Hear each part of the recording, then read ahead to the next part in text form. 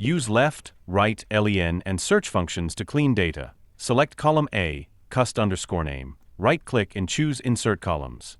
Select column A again, right-click and choose Insert Columns. In cell A1, type customer_first name, and in cell B1,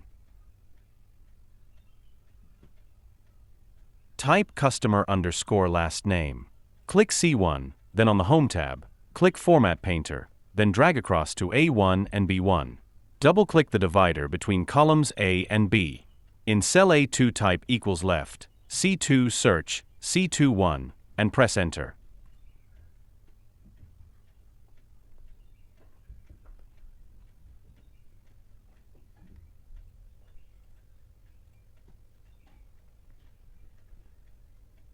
In cell B2 type equals right, C2 len, C2 search, C21, and press Enter.